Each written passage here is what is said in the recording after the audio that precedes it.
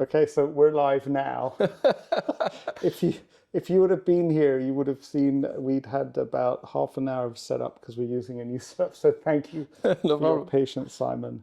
And I've learned. I was just recently on with Sean Puri on My First Million, and what Sean Puri did is he just went straight in. So everyone, I've barely met Simon. I've just read his book and had a couple of short exchanges outside. The first thing that I want to ask you is, you don't know this about Simon unless you turn to the back of his book first, but Simon worked as a stand-up comedian. He's been all over Denmark as a stand-up comedian. There are many videos of him, but apparently they're not online anymore. So, Simon, first of all, welcome. Thank you. Before I ask you the first question, we're going, anything you want to say to the audience before I dive into lots of notes that I've taken from your book? No, I mean, I just want to thank you. I think it was so great that I was really surprised when I sent you the book and you come out with this endorsement video and so on, and it actually had a big impact on a personal level. Yeah. Because about a year ago, I quit my otherwise great job at Novo Holdings to start my own firm. And my old father, has been very, very nervous about the whole situation. Yeah. And for some reason, because although my fund started and everything, and it seems to be going okay, but he's still very nervous. Yeah. But then when I sent him that endorsement video you made, after a week, I spoke with my mother. Yeah. And she said, "Father, he watched this Guy Spear video 20 times, and you hadn't put it online yet, right? Right. So I thought you could see that I had just sat and watched this video 20 times. I probably could find that actually, but But apparently your video has made my father relaxed now. yeah. What's your father's name? Owe. How do you say O? Owe. O-E. A-A-G-E. Owe. Oa. Oa, I just want to say it's all good and you got a great son. You got it live from me a second time, so warm wishes. But if you come back at me, I can tell you more about that video and something that I've learned about life. I just realized, the radiators. I can't believe that the radiator's on in this building. That's crazy. But sorry everyone. Don't cut that out, editor. That's so tell us about your life as a stand-up comedian. Yeah, so I started doing stand-up in the Copenhagen sort of open mic amateur scene just after high school. I spent my first year after high school just doing only that, just working, saving up money, taking the train every week to go to open mics. And then I moved to Copenhagen and I did like a TV show where I had 8 TV appearances, and we did a national tour. And at the time, I was studying theology at the University of Copenhagen. That was the other thing I was going to bring up. So undergraduate, he studied psychology. Theology. Sorry, theology. I've got psychology on the brain, but if my daughter's listening, note a guy who's a successful investor who studied theology as an undergraduate. But yeah, so you're studying theology. And because I was doing so much comedy, I was sort of away from study, so I had to learn to self-study, which ended up having a huge impact on me later and my path into investing as well, because I was away. I had to learn myself Latin because I didn't attend really any of the classes. I had to learn myself philosophy, some of those classes, which ended up later to have a huge impact in how I studied and also how I kind of like look at this room, you become somebody who is just seeking knowledge on your own, But I want to go back to So stand-up comedian. I want to specifically. So it was a very special style. I don't know if you're familiar with Stephen Wright, for instance. No. Like one-liner, very like deadpan, very dry. Yeah. So it was kind of popular among young people in the comedy club. But I want to go even before that. Okay. So, or more specifically, what drives somebody how old were you when you did this? 19, 20, 22, something like that. So somebody who's his late teens, early 20s, to stand up in front of a crowd of people and try to make them laugh. Yeah, I mean, it's very nerve-wracking to do it the first time, but I think I just always had this, I mean, this drive to express myself and this feeling of reward from making people laugh. And there's also, there's a level of excitement, because I mean, you're naturally wired to fear making a fool of yourself in public. Yeah. And so this is that's why a lot of people have a fear to do this, but it doesn't really make a lot of sense rationally, right? Because most of these people, you won't meet them again. Yeah. And when you do stand up, it just happens to everybody. So you just have to get used to it, because it's gonna happen from time to time. You're gonna have a horrible show that you totally bomb. Yeah. So How many times have you totally bombed? I can't count it. Many times. So tell me, and we're going to get on to investing, but I just think that this is really fascinating and really, really important, and has connotations for life investing as well. But so you feel a drive to get up on stage. Before you get there, were you good at making people laugh at dinner parties, conversations? Yeah, but I think most of the people who are good in stand-up, it's a different kind of humor. If you look at, I mean, the people I know, some of the pro ones, most of the best ones, they are good at writing. They're good at understanding the kind of the game, kind of like being good at writing or something. Just because you write funny typically doesn't mean that you are very funny in social settings. Right. So it's a little bit too different. It's kind of a craft. Right. And being really good at a craft. So there's one. So what you're teaching me is there's being an individual with your friends or at dinner or whatever. There's writing funny jokes and situations, but then there's also delivery. Yeah, that's really, really important. There's delivery and writing, but I think you can be really good at both and then being really introvert as well. So that I mean, one of the two of the more famous English language comedians, say Jerry Seinfeld, and I was going to mention the guy who very sadly committed suicide, who really was just incredible. The guy, Mork and Mindy. I'm Mork from, what is his name? Robin Williams. Oh, yeah. They might have been introverted, might not talk very much, but so before we get into the standing up on stage, how long did it take you? So you write something that you know is funny, and then you have to deliver it in the right way. And is that a skill? Is it a skill or is it something else? Can you learn that?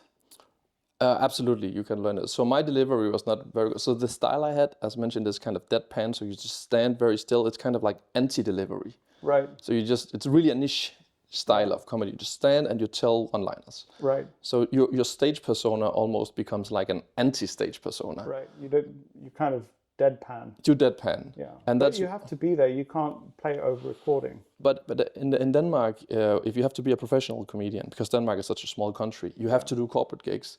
And deadpan style is really not very good for that, because you have to go in and out of character. Because you have to go up on stage on a corporate gig and be like, hey, everybody, now is the... And then you have to go in character, so then it's kind of not credible. Whereas if you come on stage deadpan at a comedy club, it's more, your stage persona, it's much more credible. So that's a little bit difficult style, I think, to practice professionally. So you moved on from, did you do non-deadpan, non-one-liners?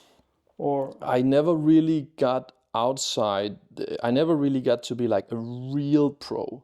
You know, like some of my peers from back then, they went on to be like some of the like really big professional comedians. I was mostly like, there was maybe a cohort of certain generations of Denmark. If you went to high school in certain years, you would know me, right? Or you would know me from TV. I still like once a year or something, there's somebody randomly on the street calling me out like, hey, but very rarely now. So yeah. So because I think that, so there's a guy that I've been watching quite a bit of on YouTube recently in English called Konstantin Kissin. He's an immigrant to the UK, and he's now a political commentator and has written books. He wrote a love letter, an immigrant's love letter to Britain, I think is the name of the book.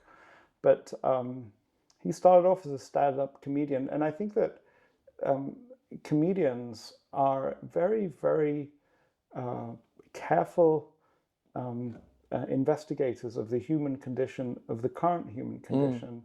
And there's something else about being a stand-up comedian, which is that you certainly have skin in the game, but the audience is, if you're in search for truth, there's no bullshit. Either the audience laughs or they don't laugh. Either the test is immediate and unmistakable.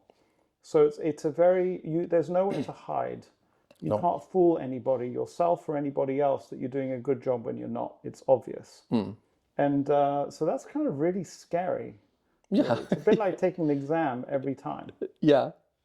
So let's go to that place where you've delivered your set and you've bombed. Because and I think my point to you is, and as people are watching this and saying, why is this got any relevant? I'm listening to you guys to learn about investing, because I think that the ability to manage failure, meaning the ability to have that collapse of emotion and ego and a sense of I'm a total fuck up, and then move on and continue and to know that I'm that I don't have to bury myself into a hole, or we don't have to bury ourselves into a hole never to emerge again, is like a key to success in life. And I tell people often that it's succeeding is not a function of how much you succeed, it's a function of how many times you're willing to fail and recover, fail, recover, fail, recover. And actually, it's not the failure that's important. That is a precondition for learning how to recover. If you can become confident in that recovery. And so one of the best places, believe it or not, for a while, I used to actually go out on the golf course in order to practice that sense of recovery, that sense of, I screwed up and now I'm going to go back into it. But I'm super curious, as you can see, because I'm really building this up, because the sense of failure and the collapse of emotion and ego and hormones and whatever the hell else is going on inside when you bomb a comedy show, I can't even imagine. And I just asked you, Simon, just for everybody, just to really put this onto tee this up for Simon, is you told me that you've bombed more times than you can remember. Probably, yeah. So how does that work?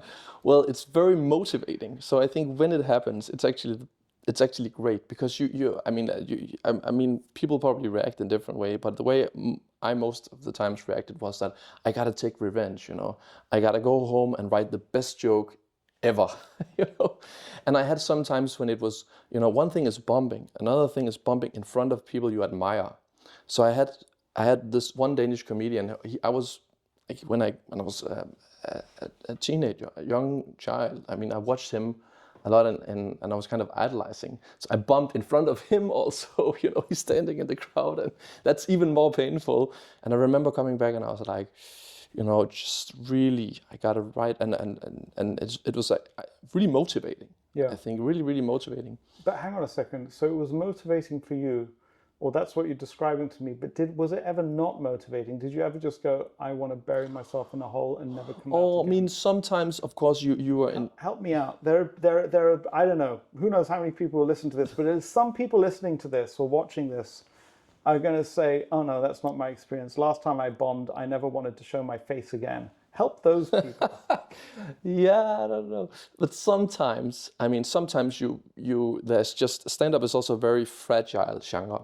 If there's something going, if the setup is not really right, you can also sometimes blame it on the situation. I've seen, nights where the room is not right, the light is not right. If it just doesn't get going, you kind of get in this situation where people feel that almost that they cannot laugh because it's just like, I don't know. So it's not always up to you, and you should not be too hard on yourself. I think it's just part of. Wait, did you ever, partway through, when you before you decided to quit, did you ever lose faith in yourself, or you lose? I think I just lost faith in the goal. So it had always been my dream to pursue that, but then I think I was very idealistic back then, extremely. If you had asked me then if I would end up working in investment, I would have said, it's like, no way. But I think I was just my perception of how it would be like to be a comedian in Denmark was very immature. So I just think I just discovered reality. And then I had also kind of proven to myself that I could at least achieve some kind of success. So maybe that was, enough. Yeah. So I kind of moved on a little bit from it that way. It's a fascinating background. Do you remember any of the one-liners? Do they work in any other situation? So I was afraid you're going to ask me that. So it's difficult to translate them because you lose some. It's a little We're not bit. even gonna No, try. no, no. That's okay. But you don't actually have to give me a one-liner. But do you ever use them in daily life or do you use? So I'm curious. Everybody knows that a joke told badly is like you never told a joke. It's all in the timing. And timing, you've very nicely said that timing is something you can learn, actually, delivery. I certainly think you can, yeah. So do you think you're better in social situations or in meetings because you know about how to deliver? No, I don't know. I don't think so. I think it's too different. It's different. Probably you have the timing is more like if you have listened to a lot of stand-up, you have seen a lot of stand-up, I think you kind of learn it a little bit that way. Maybe you need to have it as well a little bit beforehand, but no, I don't think this. I was at a party with a lot of comedians a couple of weeks ago. A lot of those guys are really funny, but when you're at a party, they're kind of just like regular people, kind of boring. So I don't think it's something you can necessarily transfer into social life, into meetings. I would tell you that I was kind of blown away, and because I've been paying a lot of attention to Konstantin Kissin, and I thought this is really interesting. But I do think, some stand-up comedians, they go on to be. Now I'm thinking of somebody who's Bill Maher, who's again. And then there's people who had careers at Saturday Night Live, and they're just very, very astute observers of the human condition. John Cleese has written. I early on in my marriage wrote a book by John Cleese called Families and How to Survive Them. And who'd have known that the writer of the Parrot sketch, and there are many sketches now. I spend so before we move on to theology, and then we'll move on to investing, in the English language. I'm sorry that I don't speak Danish, but do you watch comedy in English? Yeah, of course. And if so you do. And who can you just name a few that you admire, don't admire? Yeah, so I'm really much into that kind of one-liner genre. So there's an American comedian who now unfortunately passed away called Mitch Hedberg, who did these one-liners that really, I don't know how he came up. Sometimes you can see that people followed a little bit of a recipe. With his jokes, it's almost impossible to analyze how he came up with the jokes. So you kind of study them, you study how they do it. So if you meet most professional investors, it's kind of like meeting professional investors who read everything. Like you read, they kind of become scholars in it. They have seen everything. They have it's a little bit the same as what. Yeah. And so just to relate, so I think there's rich seams to discover there. Maybe somewhere you'll write down some of the comedians that you appreciate. But so has being a stand-up comedian for a part of your life, has it had any impact on either your investing itself, your capacity to learn investing? Has there been any spillovers? So for many years, I had this feeling that I have had some years now that had in some way been wasted a little bit. And it was of course very funny to tell the story about this, and it made me stand out, but it really didn't. It was only until I discovered in the process of writing this book that I had the sudden ability to combine them. That it was such a joy for me. I had for many. You wrote somewhere, so everyone. I don't have the book. It's not. I have bits of the book here, in case you're interested. That I've written sticky notes and all sorts of things. I'm going to be using it. In case you haven't realized, he's written on the hunt for good companies, and it's a wonderful book that I've. So that's really what we're talking about, not about just about stand-up comedians. So tell us how that came together in the book. Yeah, sure. So maybe go one step back. Yeah. So I had an ambition to write an investing book, and I played around with the idea for a couple of years. And I had also had really the ambition to maybe write a novel or something like a humorous, philosophical-ish kind of novel at some point. Maybe I will still do that one day, but I'd like you to do that. yeah. And then I had written the first draft of what became this book, and I was done doing that about a year ago now, so October 2023. And it was so dry. It was like, because I just wrote it as I thought this kind of toolbox investment book had to be.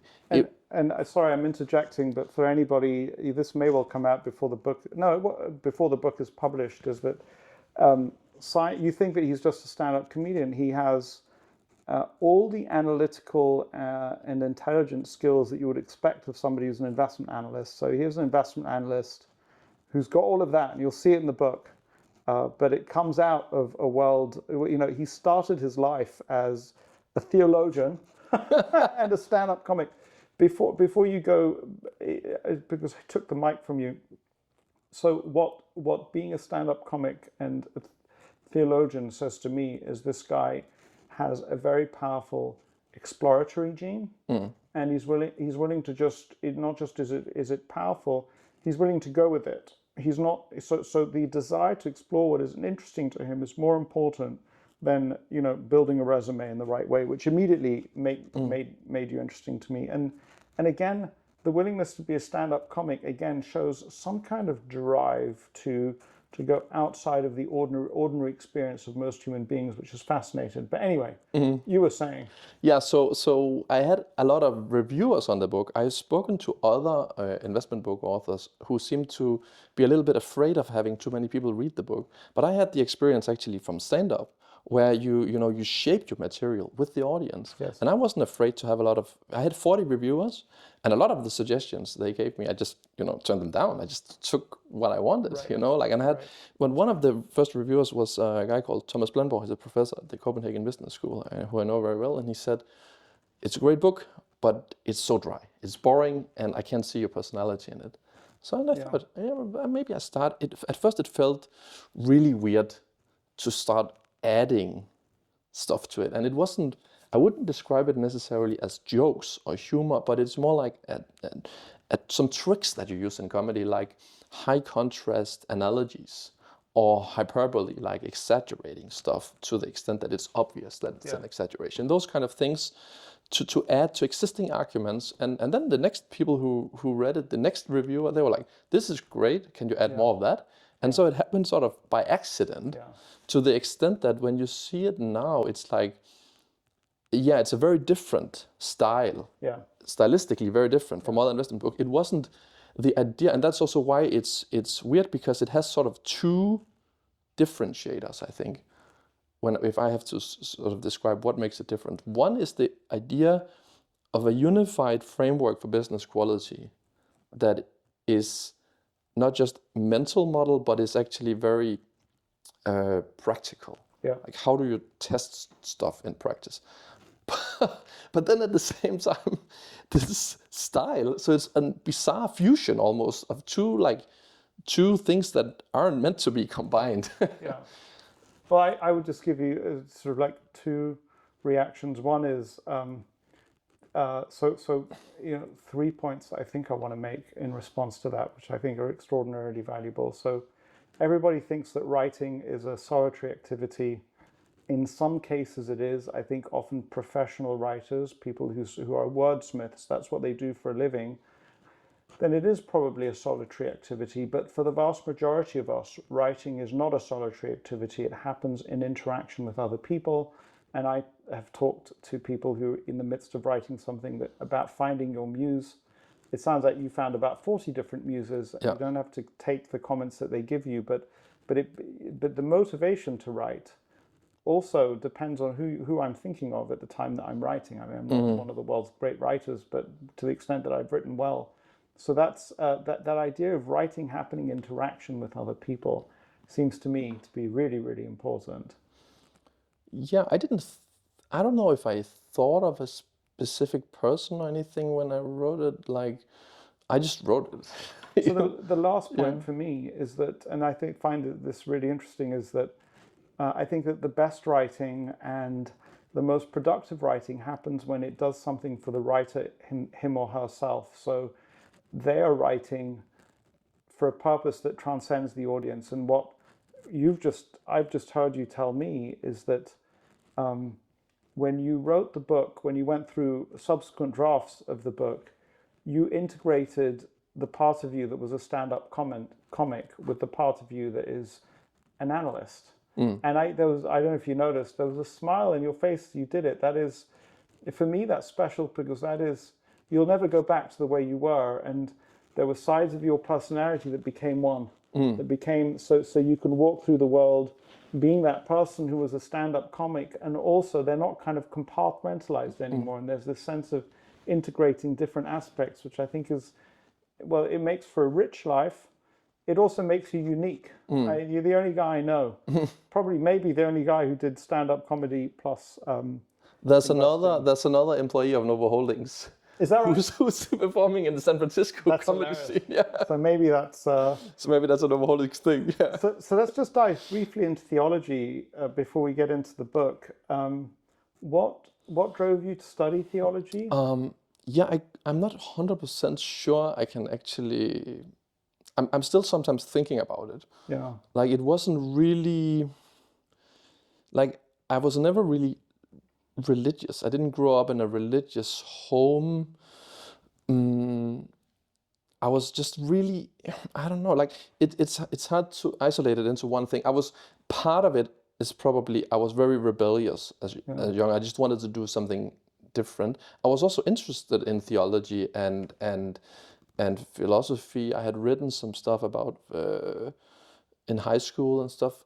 I don't know, but part of it has certainly something to do with my sort of focus on becoming a comedian. So the choice of education didn't focus so much on what profession it could lead to. Although, if you're thinking about becoming a comedian, you might have thought to study theatre or literature, or because that's all about drama and performance. I think I played around with the thought of becoming, so in Denmark, theology is a part of, it's not associated with a religious institution, it's just a university degree at the University of Copenhagen, so it's sort of, it's not a part of the church, but I had a lot of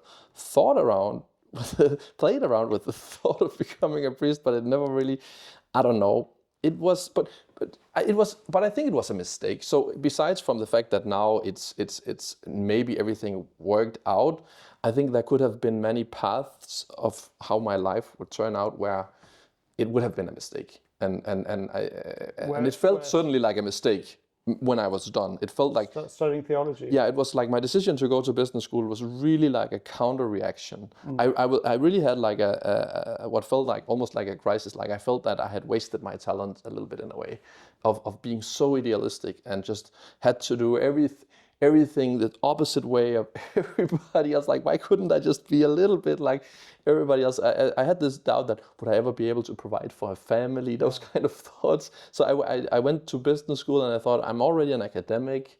If I just do a few years at business school, I'll be able to get a regular job. You know, that was the kind of thoughts going through my head back then. Because you could have gone, so before we get there, I'm just curious, was there a particular door?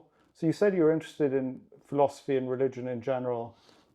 Was there, were you kind of saying to yourself, I grew up in a Protestant country, I really want to learn the roots of Protestantism, I'm really curious about Martin Luther, or No. Or I want to study the split between, Martin Luther and some church greats that came before him, or was it? To be honest, I think really it was just a kind of a little bit immature young man who wanted to do something different. Yeah. That was me going to DH Blair. I was like, I want to get off the train tracks, basically. But I would tell you that I'm on partway through a history of the Renaissance by a professor here in Zurich, and I'm now going to plug his book. It's called Morgen der Welt in German, and it's going to come out in English, Princeton University Press. But I've really kind of I've upgraded a whole bunch of my thinking about what religion is and especially what the Christian religion is as a result of studying the early Catholic or the early Christian church. And and the kind of issues that those people were grappling with. And I feel like I have a more nuanced understanding, especially of the Catholic Church and of European history, and I see it differently. So I mean, I think that to study theology, and it's worth saying that when you study theology at a university, you're not studying religious doctrine from the inside of religion. You're kind of studying it from the outside in. You're studying it as a scientist, trying to understand it in a way that is universalizable. So it's not that terrible, and you're going to something which is at the very, very core of Western thought for sure, and probably other cultures as well. So yeah, maybe if you there's maybe some aspects of the stuff that I had in the appendix, this checklist of evaluating your investment arguments, that maybe some of that originate a little bit to some stuff I actually learned at theology, like could actually be. Yeah. So I'm going to start the part of your book. So there's it's spectacular. I mean, if you only read one book, you're going to learn so much and absorb so much from reading this book. But I actually want to go to, and I actually I clipped all of the pages together. God willing, I will find them here. And here they are. So I just found, so at the back of the book, there's an appendix, and it's called and I've got the printout here. The banana peels of inductive logic. And I'm going to use a big word that I think is appropriate, that you will understand from your studies, epistemology. Yeah, exactly. So you never use the word epistemology. No. How do we know what we know? And, so I'm not a philosopher. Philosophers have spent a long time asking the question, how do we know what we know? How do we know what was real, what isn't real? But you are the first person that I've seen who asked this question in relation to investment research. And what are we actually studying? What are we actually understanding? And I loved it. In fact, I would ask you to write another book where you turn this into a whole book. Yeah. But you've clearly thought about this a lot. So is that enough of a prompt for you to kind of talk about this? Sure. This went through so many iterations. I had a very, very extended version of this that was supposed to be sort of the final of the book, the final chapter. And you learn from stand-up, you have to start strong and you have to end strong. And it didn't get the kind of feedback I wanted from reviewers in terms of like being this explosion at the end. Yeah. And I tried to take it out and wrote a little bit. The actual ending of the book is more about sort of how you can use the framework more towards emerging quality and theorizing about that. But I still wanted it in there, so I condensed it and put it in the appendix. But I think you're right. When I came up with the idea for this, I had the exact same idea that I could actually write a book about this, but I would have to study it more, and maybe there would be other people who have more skills in this. I just came up with the idea, right?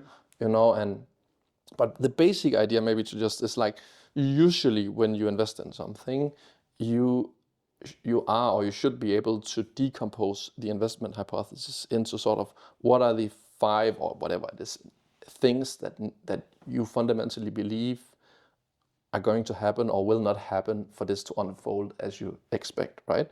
And then if you know the logical forms of the standard forms of arguments, you can try to look, well, what form of argumentation is each of these hypotheses?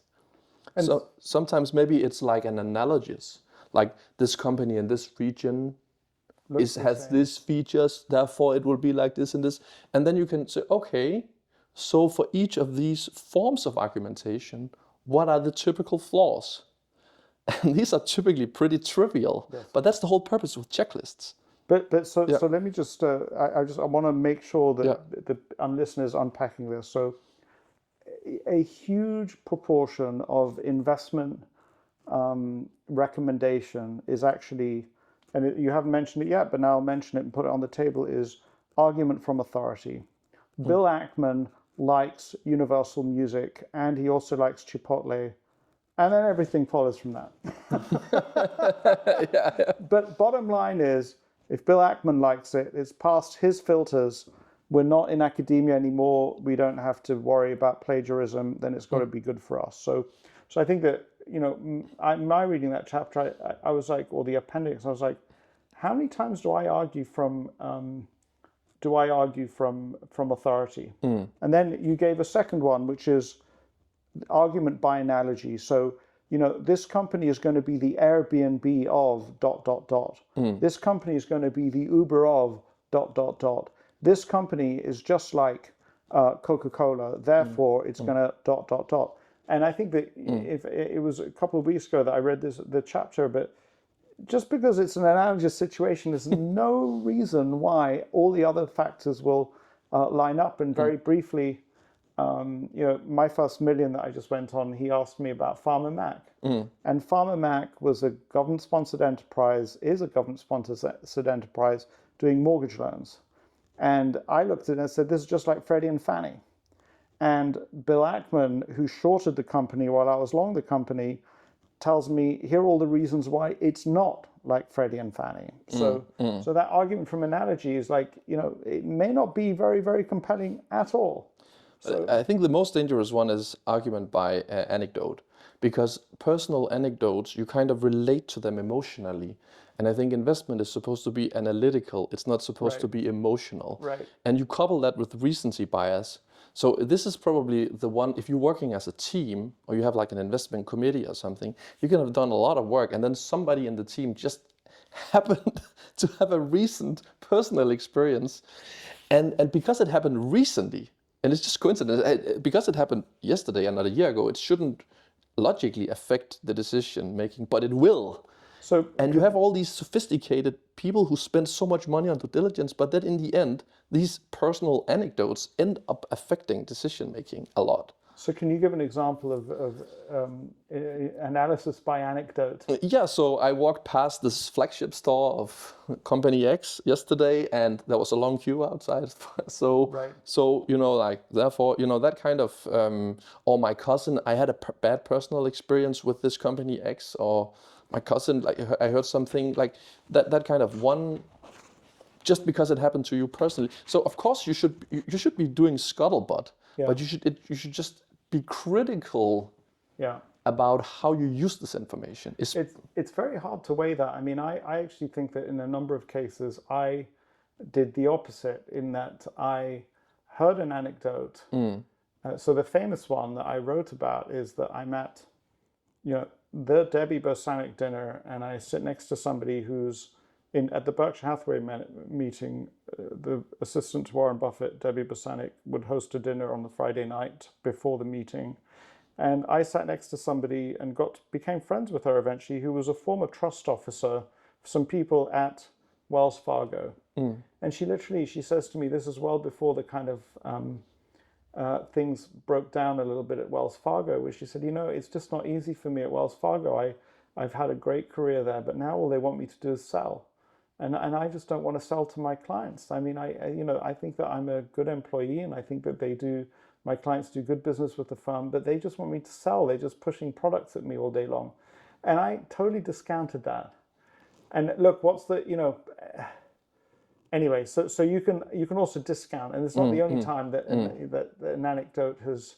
But I think that what the appendix helped me to do is to just ask the question, and to kind of like have some categories of how do I know what I know, and what does this actually say about the company?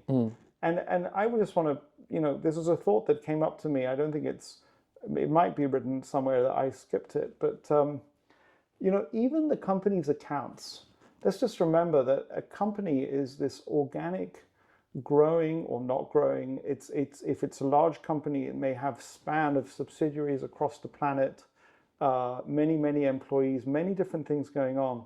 And then you look at the accounts, and there are some levers like how many shares to buy back or whether to take on debt that the senior management control.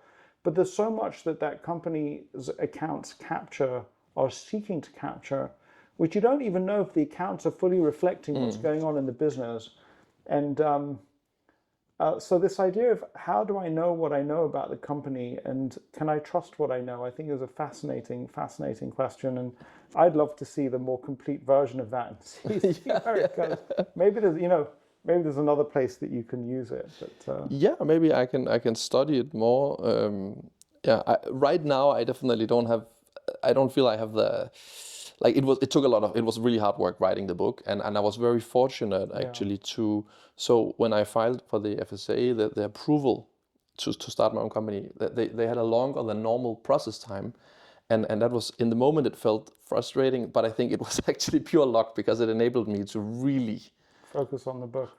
go crazy with the book, and I had spoken to Pat Dorsey earlier and asked him for some advice, and he had given me this one advice to make the book as good as possible, Yeah, because people would always judge me for the book, yeah, and that kind of, I don't know, it kind of glued to the inside of my head. I had this like, I really gotta make this as good as I possibly can. So then, if we go to the front of the book, Yeah, and again, you have this whole sort of like, it's sort of like the question that he asks the reader is, how are you going on the hunt for these companies? Are you actually just building spreadsheets and PowerPoint presentations according to what somebody thinks that you ought to be doing? That is one of the, and then Simon asks if he asks if you just like coming across situations and running a checklist against them. And then he talks about divining, the people who just walk around. And then he ultimately comes up with the kind of like the fox that sniffs all over the field, picking up trails. And you thought about a whole bunch of others like feng shui expert. So what the start of the book does is it makes me go, how are you actually trying to find good investment ideas? Yeah. And by making fun of the different methods used, you kind of like point out, because I think that every individual who's been on a search for good investment ideas for their personal investment portfolios, for other kinds of investment portfolios, have used every one of the methods or have been entertained by the methods. And so you're kind of making fun of the reader in a way, in a good way. You're kind of needling the reader a little bit. But what you come out with is this idea of a fox. So maybe you want to describe that just a little bit. Yeah. So what I tried to do, the basic idea for the book, and why I felt this book was needed even without the stylistic aspects, was that I think you have a lot of books out there that explains what is a network effect or what is good capital allocation. But I think there's a little bit of a lack, I felt, of books that are okay. And how do I then apply this into practical steps of hypotheses that I can test, and where do I find the information to test this hypothesis?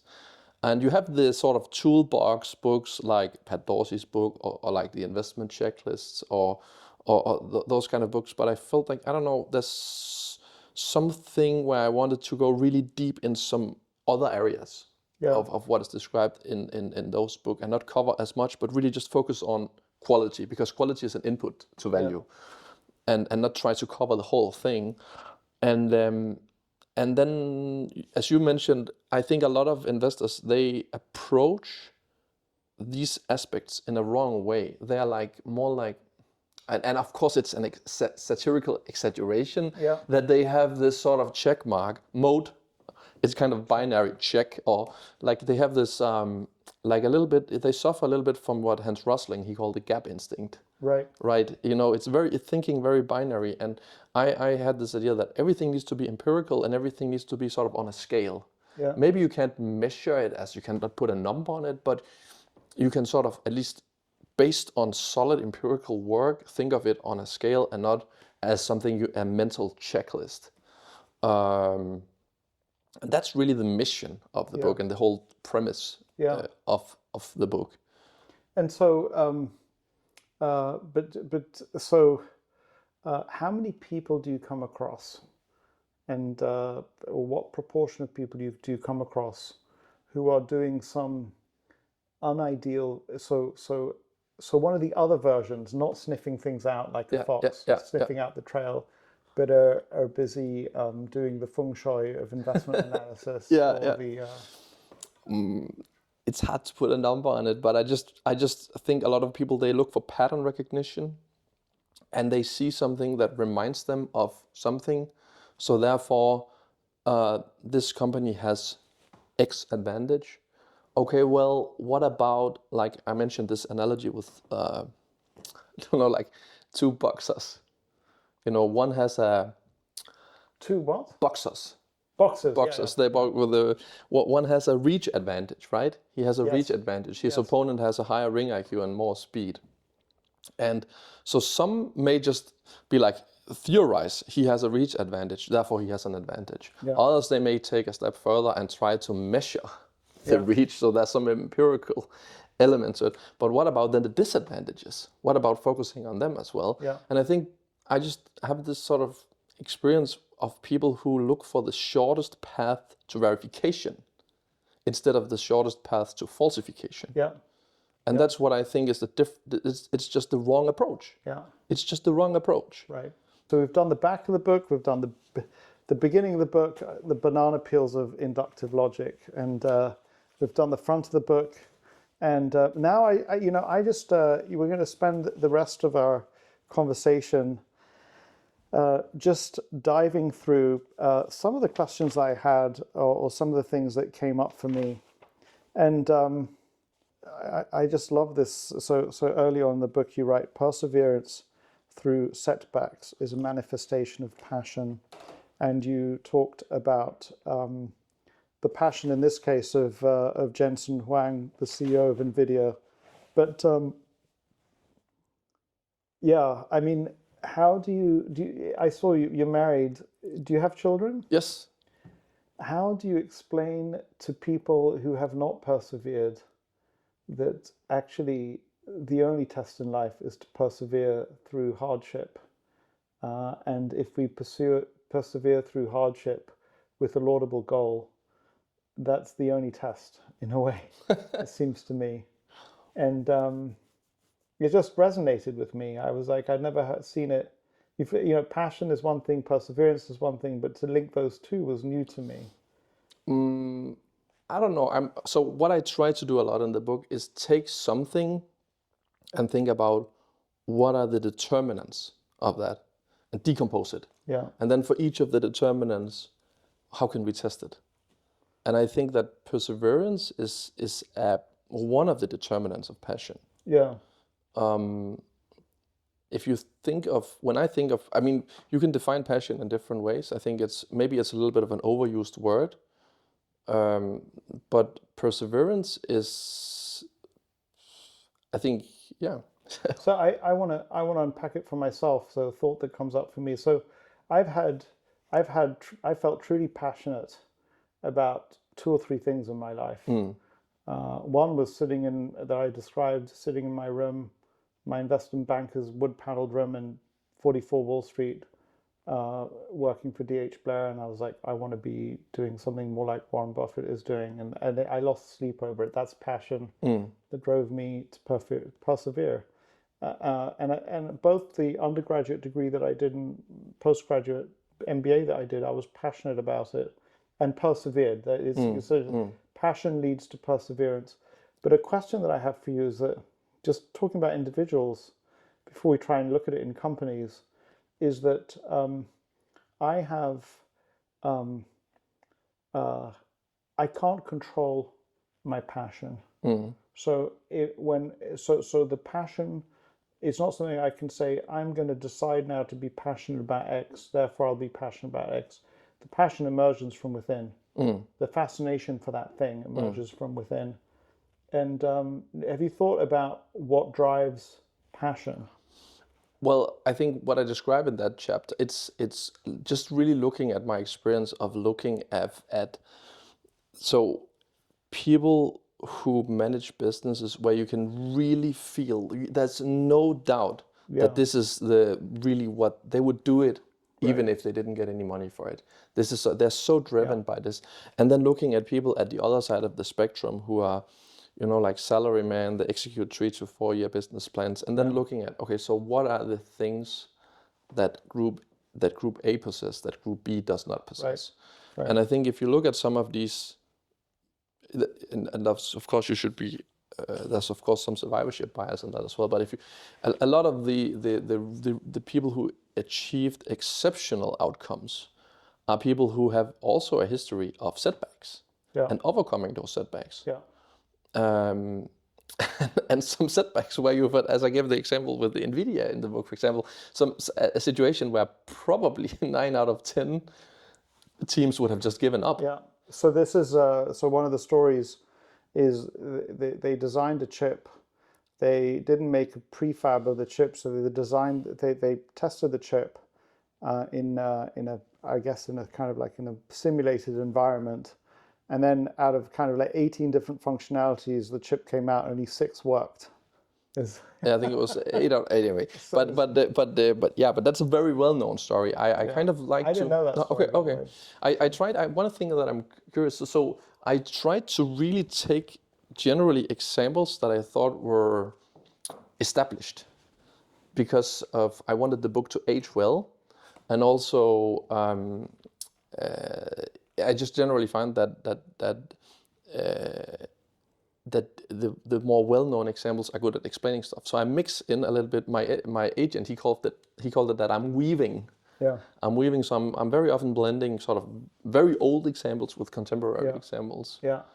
And so, but the thing about, so if you take NVIDIA, this is a ex post story. So everybody wants to talk about NVIDIA right now, and so we're going to discover a whole. I don't remember what the word is. When you know, sort of like inventing stories of Jesus, or not inventing, discovering, let's say, or maybe they were real, who knows. But obviously when this person becomes extraordinarily famous, people go back to find, and so there's a kind of a backfill. Yeah. But what we really want to do is see somebody who has persevered or is persevering, who has passion for their business where it has not been recognized yet. And so it's certainly worth studying stories like NVIDIA and other stories, but putting you on the spot, how would one test the passion in a story that has not yet been told? Well, I think you have the determinants right there in front of you. So it's not just one thing. It's not like one proof point, but I think you have multiple things to look at, and they are all correlated with passion. So this is just multiple indicators. So I think what I personally do in my own analysis is I look for, first of all, I like to see that people have been there for a long time, that you have people who have either founded the company or just been with the company for most of their career, and not just the top management, also kind of the layer below them, and that they have retention of people, because I think if people stay there must be something that drives them other than just money. Another thing is in the communication, the authenticity. So the deviation from what is the norm, I think, is also indicative of passion. I show some specific examples visually in the book as well, and what I call intentional informality. So some people who, a little bit back to what we talked about with comedy, people who are willing to maybe put themselves on the line a little bit, to do stuff differently because they just believe in it. And obviously also very, very detailed product knowledge, very detailed product enthusiasm, I think can also be indicative of passion. I think what comes up for me actually, and I'm thinking, so one of the images you have in the book is the CEO of NVIDIA who had the logo tattooed onto his arm. So that's not just passion, that's commitment. It's saying my business, this is indelibly me, and I'm indelibly it. If it fails, I fail. I will carry the emblem of that failure on my arm forever after. That shows a passionate commitment. And when you the sort of, I'd rather fail with this business trying to do incredible things than try and be a success somewhere else in a lesser way. And so they kind of throw themselves 110% into whatever that thing is. And I think that most humans don't do that actually most of the time.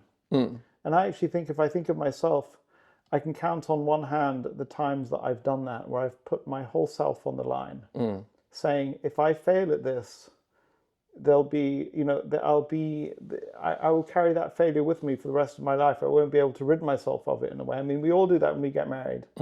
So, some people try and get out of a marriage halfway through, thinking they can somehow make their life a success with a failed marriage. Well, that failed marriage, especially if you have children, will always be with you in that. Or actually, funnily enough, in my, the Horsehead bankruptcy, I threw myself into making... What bankruptcy? So I was invested in a company that ended up, it's kind of shameful in a way, but the company filed for bankruptcy, even though it was a part of my portfolio. So this is the ultimate failure, because we're supposed to be doing the opposite, and I threw myself into doing everything I could to save the equity, which I didn't succeed, but. But I threw myself 110% into it. Everybody knew, every other shareholder knew that I had given every last drop of whatever I could give to try and save the equity. I mean, I'd left no stone unturned. And actually, when you do that, it feels really, really good, as it should. And I've actually believed that, I've seen that element in Monish Pabrai in the way he invests. So people will say, but Monish, if all 5 of these positions that you've committed 20% of your portfolio each to these positions, and each of them is not a dead cert, has a failure, then he's like, and so I would have failed. He's willing to do that. And that's Jeffrey with that tattoo on his arm, effectively. But I think sometimes you can also see companies where early in the history of the company, or early in the history of the current persons running the company, you have had examples of them demonstrating this perseverance through setback. It might be many years ago, but I think it still says something about their character. So the example with Jensen Huang was in 1977, I think. Right now, Nvidia is a hot stock. That's not why I chose it. Right.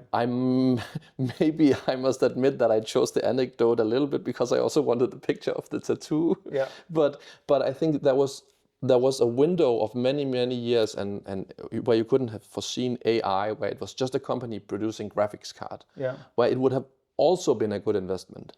Yeah. And forget all this stuff happening now, where you could have bet on the jockey because you had observed some of these characteristics. I mean, yes, I think that, I worry as you say that there are, and I'm sure that, I mean, there are plenty of entrepreneurs, there are plenty of leaders of, let's say, businesses that are not publicly traded, who believe that they're exhibiting this kind of passion and willingness to drive through failure, whereas actually they're just like, there's nothing going to happen there. It's done. It's finished, and they're kind of like continuing to believe a dream.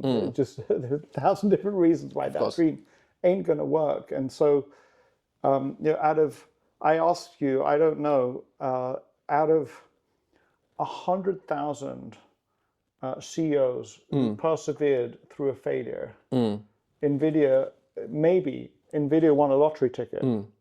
Of course. If you see a CEO that perseveres, it may not say anything about your, I mean, it obviously doesn't. There's about 1,000 other things that you need to check as well, What I put forward at the end of the chapter is this, and it's just, I don't have any empirical data to back it, right? But I kind of marry the idea of passion a little bit to the Bessenbinder studies. The guy who, the economist Henrik Bessenbinder, who made that. Maybe I should just explain it. So he's a guy he's an academic, but he did a different kind of metric of investment success than most academics do. So it's not like Sharpe rate or anything. He defined this metric that he called total shareholder wealth creation. Yeah. So it's kind of I think the study design is something like you buy the whole market cap of the entire market. Every time there's a new stock, you buy the entire market cap, and then you kind of just hold it forever. And then you look at the dispersion, the statistical distribution of the total absolute wealth creation per stock. And then you see that when you had this sort of buy and hold strategy, the outcomes are actually much more power law distributed. So the 60% of the stocks during their lifetime do not outperform T-bills, but the top, I don't remember if it's 40 or 50 or something, account for 40% of the total shareholder value creation. So you're really looking at, if you couldn't buy or sell in the meantime, if you were constrained to just buying and holding forever, you would have some big winners that accounted for a lot of the outcome. Yeah. And what I kind of postulate, and I can't back it empirically, is that I think personally that some of these characteristics of people running the company, they may not mean so much in the 1 to 2 to 3 year period, but over really, really long periods, sort of good decisions accumulate. So I think if you look at really, really exceptional outcomes, then I just postulate. Yeah. And this is sort of a fundamental belief that I also apply in my own investment. So, I want to look for people who are really passionate. I want to give 2 examples of people who've come up for me who are clearly passionate, but I ended up not investing. And I don't know if you know either of these 2 situations. One is a pretty famous guy, one also famous, maybe slightly less. So I'll start with the slightly less famous guy. Is a company called Trupanion. Yeah, I met the CEO once, but I don't know the company so well. So he was at the Berkshire meeting, and so this guy. So I don't remember the name of the CEO, but his company, devoted owner of dogs, devoted to this, very saddened by the fact that often issues come up in the lives of pets where it's an expensive medical or veterinary procedure to fix whatever it is. It might be a broken leg or cancer or all sorts of different things that happen to animals. Animals have the same issues that humans do, but often in a veterinary situation, what you will do is you will do a fix that is not ideal. The dog loses a leg, or the dog is put down effectively.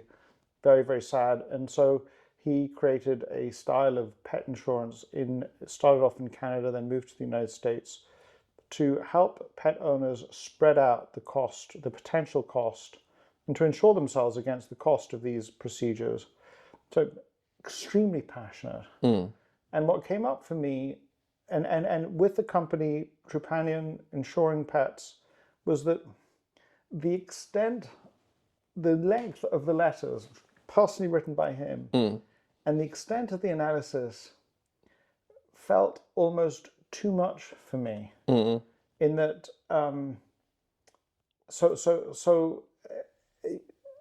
it's not that he was being disingenuous. He clearly was a fan of Berkshire Hathaway, Warren Buffett, all of that, and almost took it too far.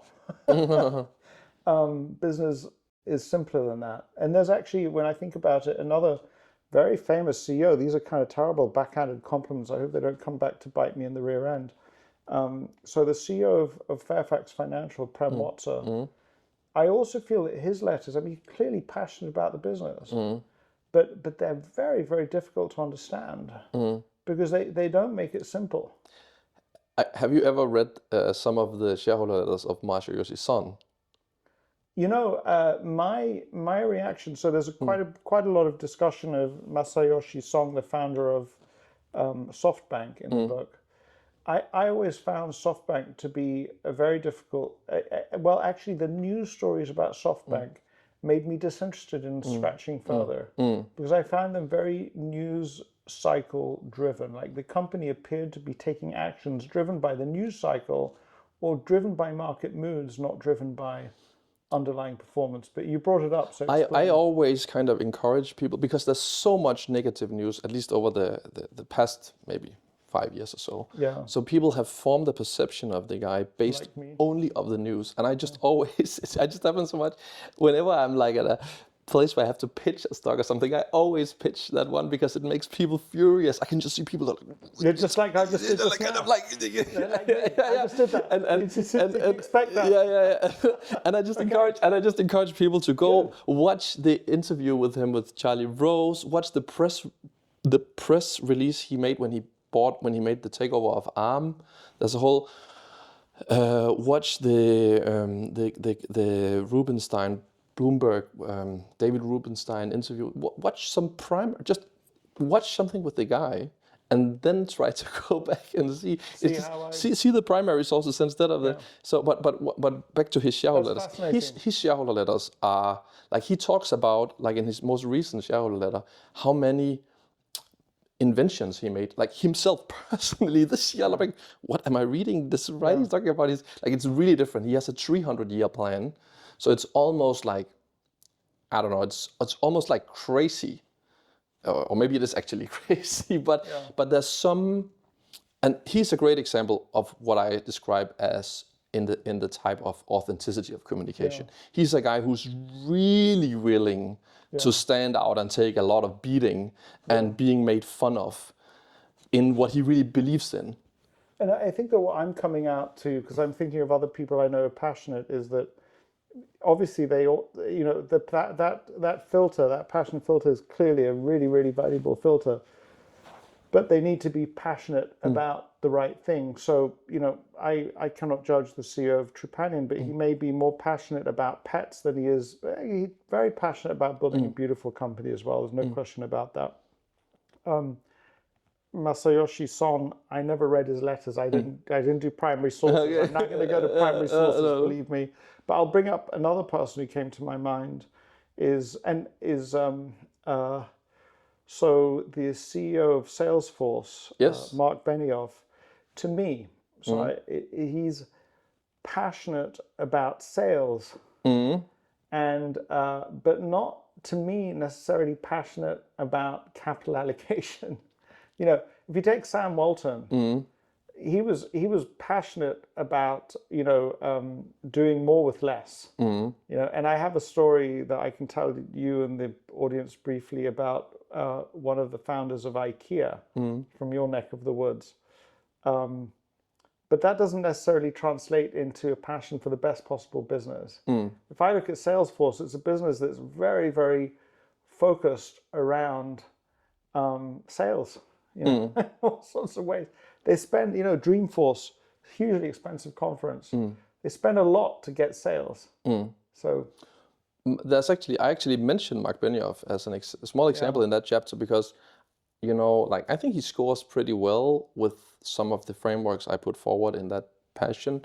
But there's one thing with the people, the retention of the people. So and I can't remember the details, but it's in the book. So I have this analysis where I go back and I look, how was the management team composed at time X?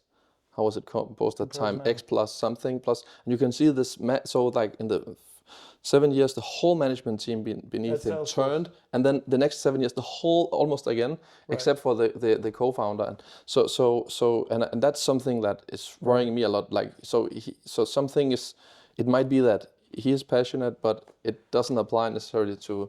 Well, it's funny because I had a very successful and pretty well-known investor take me through his Salesforce thesis, so I didn't do that. That's a really great thing to do. But when I read the proxy filing, and it wasn't direct, but what just came across to me was that there had been a lot of back and forth over the compensation package for Mark Benioff. And there were some people who were super unhappy with the compensation package. And so as a founder, he receives, I think, so you could compare him to sort of early Bezos, for instance. He owns shares, he just got a base salary. Or Brian Chesky from Airbnb, for example, he has a very he has a very remarkable compensation package where he gets some PSUs and they vest over 10 years, but then they go to charity. But then he just have his founder shares and gets like $1 salary. Well, then Benioff, even though he also owns a big part of the company, he gets, you know, like a more traditional kind of CEO compensation. And you're like, why does he need to get this? Very distasteful. Very distasteful. Why he could do it so differently? And you know, I think that the bottom line is, and this is where I really sort of think about it a lot, is where Warren Buffett just says, you know, if he likes the management, at the end of the day, Mark Benioff is not a bad person, but you can decide whether you want to be in a company with somebody like that or not. And I think that over time, the shareholders of Salesforce have done extraordinarily well. You just have to decide whether you want to be in it or not.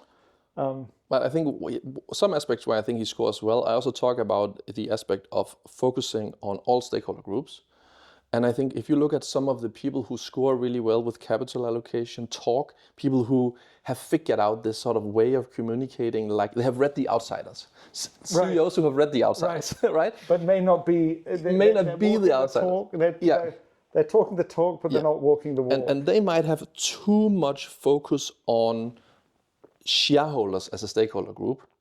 And then I mentioned the example with Mike Pearson of Valiant in the book. So then they ending up they're not creating permanent shareholder value. Yeah. But I think someone like Benioff, I would think based on my knowledge of him, has actually a very good sort of balanced focus on various stakeholders. So that's one area of the determinants of passion where I think he scores pretty well. Yeah. Yeah. So yeah. So that's only chapter one. But, and let me just did I get these pages? Let's see, where am I going next? Seems like I bounced all the way through the early bits. And so one of the books that you talk about, that you reference in the book, which was really helpful to me and I read it, is this book by Hamilton Helmer. Yeah. How businesses win power, something like that. And I'm curious how did you find it? Can you cite the exact name of the book for people who want to go find it? I think it's called 7 Powers, The Foundations of Business Strategy or something like that. Yeah. And how did you find it? Because it's not that well known, is it? Well, I think it's very known. Like you have I don't know when I discovered it. It's definitely a long time ago. Many years ago, I think. Did it come out in 16 something? It was. I read it 2019-20, but it was just, there are books where it wasn't revolutionary for me. It was like, wow, this guy puts this so well. I never thought about it in this way. This is really helpful to me. Something like that. I definitely think it's one of my all-time favorite books and one of the books that influenced me the most. And I'm basically just relying on some of his definitions. What I think he puts very great is the idea that you have, for each type of competitive advantage, you have a benefit and a barrier, right? And I think this is something where people, and I'm actually trying to sort of show, okay, so especially on this barrier side, how can you take that to some actual empirical determinants that you can look for evidence for? Because I think you have to think of an advantage as something which can have an intensity and a durability. Yeah.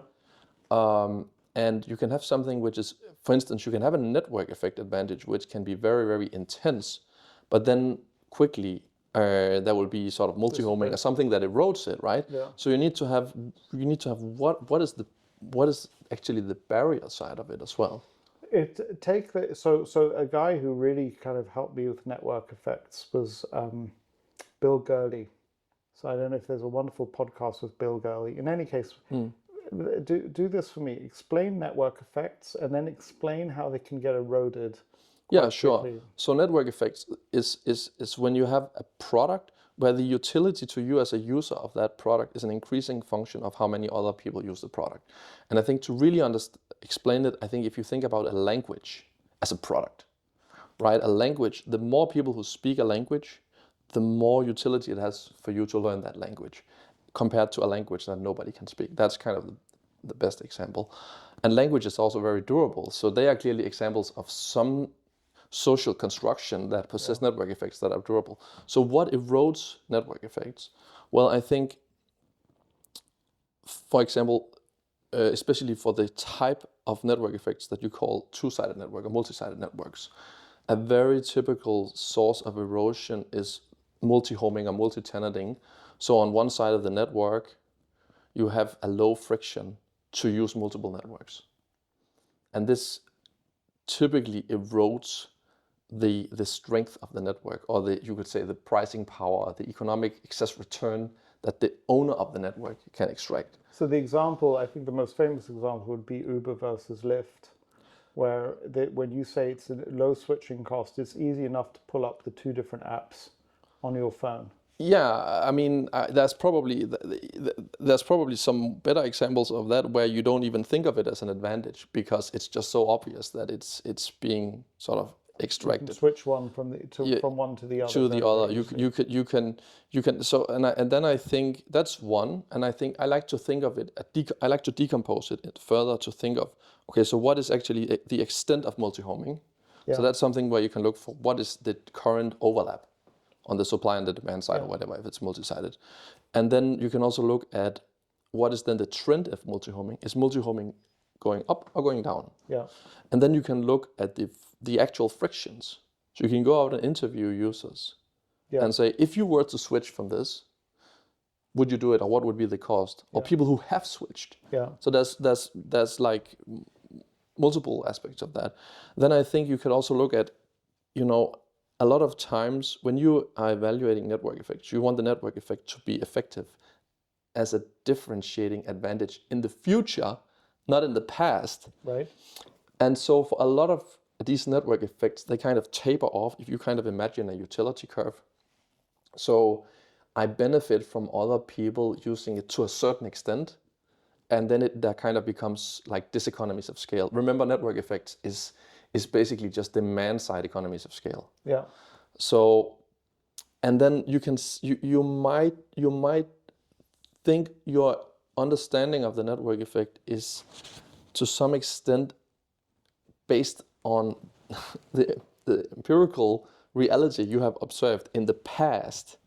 But you really got to ask yourself, is that an increased further utility to more user gains? right, Right, that's also something where you could, because I have this chart in the book where I show like if we already if it has already tapered off and the follower is just behind you on that sort of utility curve, if they have enough relative scale to catch up, then the differential returns should, at least in theory, sort of evaporate. So I think that the example that illustrates this that is coming to my mind is again with car ride services, this sort of city saturation. So once you've reached a certain saturation of drivers, in fact, there's a sub. If you have too many drivers, their earnings go down, and the reduced travel time for the clients does not go down because once you've got three drivers less than 2 minutes away, you're not going to make an impact on the journeys. But you have network effects all the way up to saturation. And then actually you have negative effects if it's more saturated than that, for example. So Uber was trying to get as many cities as possible as quickly as possible, but reached the limit of its increase in competitive advantage quite quickly, I believe. I have not followed the company recently, but I don't know Uber too well to describe it, but another source of erosion would be interoperability. So you could say that originally AT&T and sort of telecom was like crazy network effects, right? But then when you could have different things that could introduce interoperability. It could be both a governmental interference, but it could also be like just an industry standard. So you have these different subtypes of network effects that I also talk about. So for instance, if you look at a company like, which is like an industry standard, could be something like Dolby Labs or ARM, the chip architecture. There would always be the risk that the industry moves to open source, which would be introducing interoperability. So that would be an industry move. So that would always be, even though they're kind of both monopolies, always sort of, they have to be maybe a little bit careful of how they use the pricing power, because there's always this risk of introduced interoperability. I would say, it's interesting for me that in the area of financial exchanges, so it was more than 20 years ago now, I think, that in London it was called the Big Bang, and in New York Stock Exchange, where they I guess it was the SEC in the US, the FSA in the UK, they said, well, you will regulate you either as an exchange or as a broker. As a broker, you have the right to do these things. As an exchange, the minute you get regulated as an exchange, your best bid and ask has to be exposed to the market, to the public, and there's sort of like rules around it. So as broker, if you wanted to do certain things, you'd be able to do it. But so suddenly New York Stock Exchange had potentially many different competitors, and there were many stock crossing services. So what a broker would do is they would say, well, we have the buyer and the seller in house, and so we'll cross the stock in house. We won't even show it to the exchange. To which the answer was, if you either have to run that transaction through an exchange, or you have to expose your prices. You can't have an internal price. The minute you're doing something that looks like an exchange, and I don't know the exact rules, you have to expose your price. Bottom line is, somebody looking at the New York Stock Exchange said, wow, they're going to get enormous amounts of competition. And in a way, they did get enormous amounts of competition, many different exchanges now and stock crossing networks. But they all had to clear their transactions somewhere. It turned out that clearing was a natural monopoly. Yeah. So clearance is still makes those exchanges extraordinarily profitable, and those exchanges set the rules. And that's kind of just a natural thing that's emerged. They set the rules, not the SEC. What's my point? My point is that the effect of effectively multi-homing, because I think I've just described a multi-homing situation. Yeah. It changed a multi-homing situation, but it didn't change the underlying profitability of the incumbents, whose profitability has continued to go from strength to strength. Probably post-trade is also actually a better part of the sort of financial infrastructure ecosystem. I was involved in the demutualization of the Tel Aviv Stock Exchange in 2018. So you know more about it than I do. You know. I don't know. But they own the Tel Aviv Stock Exchange. It was demutualized. So hang on. So everyone, this is like a new piece of news for me. The guy was a stand-up comic, studied theology, Danish. Helped demutualize the Tel Aviv Stock Exchange. Tell me about this.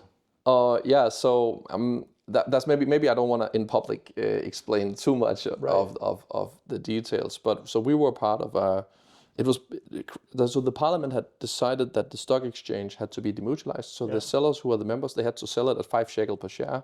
So which were effectively taking away their monopoly.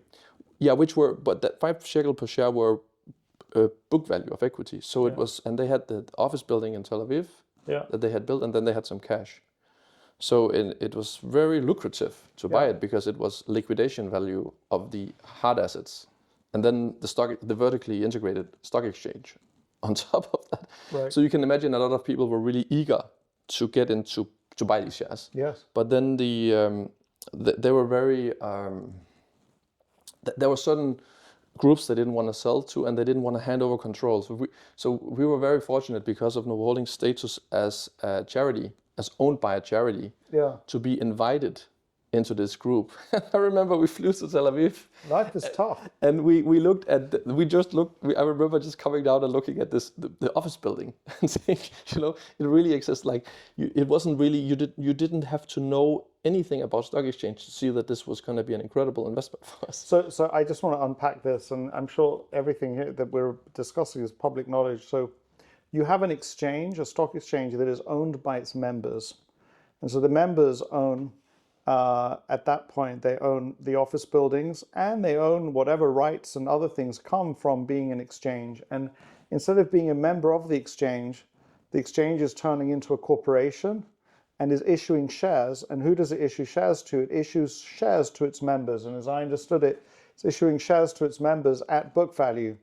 And what... We bought ownership. We were part of a consortium that bought ownership of, I think it was 80% of the shares of the company. So the banks, they had to sell to us. The banks had to sell. The banks and brokers had to sell. But Why? we had... I would have sold. Yeah, but they had to, because there was that was part of the rules. It was part of a bank, you can't own the exchange. They could hold it, but they would have to sell at 5 shekel per share anyway, so they would just lose the time value. Right. But we could own 5% directly, and then the rest of the shares that we owned as we had to put it into a trust that we had to sell at the IPO. Right. And none of the people in the consortium could have like a shareholders agreement.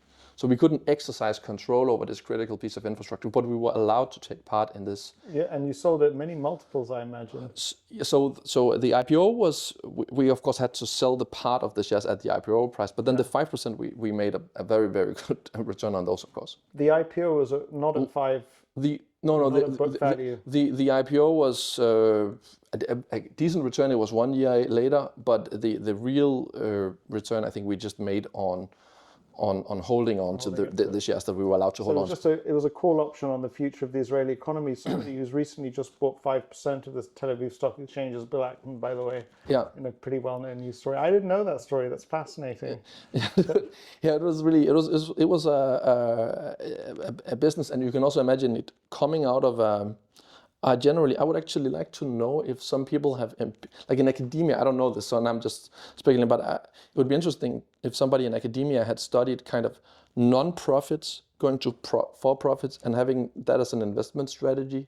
Because sometimes, like in the case of Tel Aviv Stock Exchange, you had also a lot of potential for Itai, the CEO, to make a lot of new products and services and so on, because it was a total different thing to go from non-profit to having a for-profit focus. There was just a lot of opportunities there. Yes.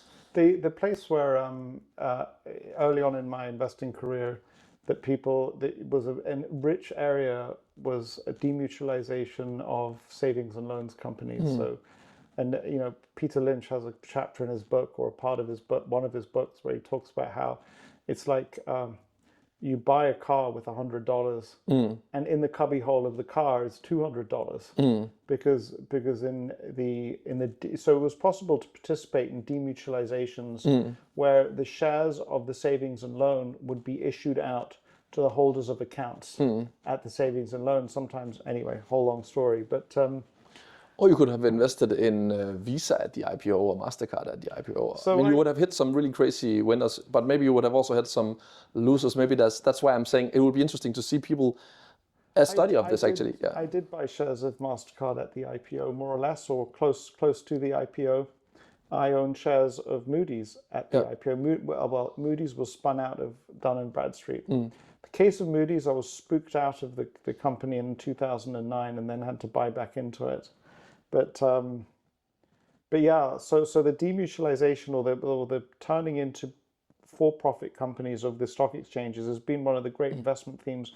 I don't know if you've come across a guy called Murray Stahl. Murray Stahl has written, I've never met him, but he's a well-known investment writer and investor, very successful investor in the United States. And he used to talk a lot about how owning an exchange was better than owning an index, and you do better owning. I think that the issue now with most exchange businesses is that they have very, very nosebleed valuations, I guess. But I have so many things to move on to here that I don't want to. Yeah. So explain the two-sided network. What is a two-sided network? And yeah, you can reference some of the business we just talked about. So we could talk about, I think the two. So it's typically where there's, I think a job board is a good example, because you have two user groups which are very distinct. You have people looking for a job, and you have companies posting job adverts. So that's really where you can talk about there's a demand or supply side, or like Airbnb or Booking or something. It's two very, very distinct user groups. While if you talk about maybe a social network or something, it's more like a one-sided thing. Yeah. This is a construct, because of course there's an element of heterogeneity. So if you're talking about YouTube, everybody has different preferences. So is it a one-sided, or is it like an infinite-sided network? Yeah. So it's a little bit sort of a construct, but I think you can think of multi-sided, and typically on the multi-sided ones you would probably want to see other types of switching costs or advantages that protect you kind of from multi-homing on one side that would kind of erode that network. Yeah. For example, like I think operating systems are probably, all else equal, more durable than marketplaces, because operating systems, there's typically something that they are bundled with a physical product. Yeah. So there's at least the cost of having to buy two products, right? Yeah. There's a few people who have both an Android and an iOS, Yeah. like, or Mac and Windows, like so. And then you buy your software for that, and then you have the switching costs. Actually, funny enough, iOS and Android, I agree with you, but I think that most people I know have Mac and Windows. They use Mac personally and Windows in the corporate environment. Well, yeah, maybe, but you would still have you would then still it would still give you the durability that is not multi-homing, because that won't make you more likely to switch to Windows Phone, right? Because you still have all the apps and stuff that you had purchased on the iPhone. Yes. So I think you can talk about switching cost multipliers in the case of Apple, where I'm suffering from from that. When you have multiple products, where each new product that you buy increase the switching costs of the other products you already own. So it's not additive, it's multiplicative. Yeah, so that would be like more and more software operating on your iPhone. You're just less and less inclined to switch. It could be outside what you would think of as traditional tech. Yeah. It could also be like just a farmer who has more and more of his farm equipment from John Deere. He is now less inclined to switch away. I think that one of the things that comes up for me, and you do address it at the end of the book, but the key is it's finding these things early enough, you know? So it's finding them before they've been written about. Because if you're already being written about, then that means that kind of the idea is already at fulsome value. And beforehand, that's the fun, but it's much harder to find. I think it's not necessarily before they have been written about, but of course, if it's like, I think if it's ultimately, these dynamics should lead to high return on capital, high return on incremental capital, high return. Yeah. But of course, so maybe it's like before that happens, so people might have discovered the dynamic, but in the marginal investor's perception of the probability weighted future, I think you could still have a higher degree of comfort in this dynamic happening than the average investor, and that would still give. You still need to get to it early. Yeah, but I want to give so many examples. But I would just add that it could also, it's not only that, because it could also be a company that has is already mature quality and has high returns on capital that for some reason get out of favor, but then your fundamental understanding of these dynamics of durability gives you more conviction in buying it. So I think it's not continue to own. Or to continue. So So So that happened to me with I believe it's working out well. India Energy Exchange, it's in my portfolio. But so before we move away from network effects, and just for your interest, I'm just diving into little snippets of the book. There's so much more that one could cover. This is not an overview. I think a different kind of network effects that maybe people don't think of so much as a network effect is when you have a tool that professionals use for something. The example that probably every listener will understand is Microsoft Excel. So it's sort of like you as somebody who decides, do I need to learn Excel or should I learn some other spreadsheet program? You're more inclined to learn Excel because you know that it's used by everybody else and it's also used by your employer. So the companies, you are more inclined to use Excel because it's more likely that the people you hire know it. And then you could say, like, what about like intuitive surgical? Like what about tools that you use in professions where it has relative scale and it's sort of become the standard tool to use.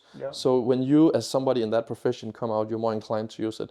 And that's not the typical kind of network effect. And I would also, before we move on, say that, so I think a lot of our perception of network effect is shaped by these huge winners, these huge success stories. And there's a little bit this sort of inflection point, this VC kind of, but what we should also think about with network effects is that they can reverse. So think of shopping malls, for instance, that die. So network effect can also be very powerful in the opposite direction. That's it's like a collapse. Total collapse. And some of these network effects. Your point being that it's not just the collapse of the mode of retail shopping, it's all of the supply chains into the shopping malls collapse. So your whole value proposition erodes because you suddenly have this My utility is a function of the other side, and now the other side is going down. So the utility of your To give one example, if you were relying on distribution mechanisms to shopping malls where there are kind of road haulage companies that deliver to the shopping malls, and now because they have less volume, they are less able, they maybe have to raise their prices to continue to deliver to your shopping mall. So now you've got everything going in reverse. You cannot even offer the goods at the same price you used to be able to offer the goods, because nothing to do with you, let alone less people coming to the shopping mall. Your suppliers can't deliver at the same low cost that they used to be able to deliver because they don't have as much trucks, because the trucks aren't as full, and so on and so forth. So, And what I think is scary with some of these a lot of these network effect businesses also have a lot of operating leverage. So that's of course beautiful when you're in the sort of super growth stage at the inflection point, but it's also super scary when you think about the downside. Therefore I think that there's so much narrative around network effects that are so much sort of from the growth equity VC kind of angle. Where I think as someone who invests in public companies that are all else equal a little bit more mature, I think you should really think more about the downsides of network effects. Yeah, interesting. Well, have you thought about any specific examples you want to give? So I actually focus a lot on network effects. So it's something I just focus on a lot in terms of how could this business, which is just so incredibly, have an incredible incremental profit margin today, could the whole thing just collapse? It's something I think about all the time. I'll tell you, I mean, this is kind of like stepping perhaps too far afield. I've been having a lot of debates with friends about how we adjusting to a multipolar world. So we had a bipolar world, it was two superpowers effectively until 1989 or so. And then we had a kind of a unipolar world for a period of time, for a few decades. And now we're going, it seems, into a multipolar world again. And in a multipolar world, America doesn't set the standard in all sorts of things. And so the things that benefited from a network effect of American way of doing business are not going to benefit anymore. In fact, we may get companies that benefit from an Indian way of doing business just because of the scale of that economy. It's kind of interesting. So there's actually a good example of that. So ARM, as I mentioned earlier, they are like the de facto standard for CPU architecture, and they also build the design of the cores that are used in a lot of the systems on a chip. But there, the alternative to that is something called RISC-V, which is open source, and because the Chinese, they don't want the Americans to be able to dominate, they are now forced to focus on RISC-V. So the geopolitics is basically a catalyst for what could erode ARM if it catches on outside China. Right. So that's a good example of what you just said. Yeah. So I'm going to move on to there's a chapter where you talk about brand advantages, and I was caught by the discussion of Harley Davidson. And for me, it was kind of like, there's a few times at the Berkshire meeting when I've been shocked, because Harley Davidson for me as a business and as a brand really hangs in the balance. It's not clear to me how it will survive to the next generation of users. Yeah, so I think one thing, I very often hear people say that they think that brands are they don't have the same meaning as they did in the past in this sort of post-digital world, stuff like that. And I think if you really dive deep, and this is what is so well described actually in Hamilton Helmer's book, is brands are two things. Typically, it's something that he calls it, he has a specific term, I don't remember it, but what I call it is like identity creation. Yeah. It's something that gives you a feeling of identity that you're willing to pay a significant premium above, or else it's something that's related to your fear of something really bad happening. Like baby products, branded medicine, something like that. And if it's not one of those two things, then it doesn't matter so much. So kind of when sometimes I hear people mentioning then examples of why they don't think brand matters anymore, and then they mention examples of products that had high brand awareness but didn't fall in either of those two, like software products or something. Well, that's not the definition of brand. Right. That's not brand. That's just like a name a logo. or logo. Yeah. Branding is not a logo. No. That would be the best example. Yeah. So I think that just focusing on those, and then in general I'm kind of a little bit skeptical of Yeah. Yeah, sorry, you go and then I'll go. So brand outside also, it also depends on what, like brands outside consumer products. Generally, you would be like a business or government buyer is probably all else equal more rational. There are exceptions. I have one that I think is the number one exception to that, which is probably like tractors, where you have a lot of personal identity in that product, even though you are actually a business buyer of it. But but I generally am skeptical of the idea of brands outside consumer products.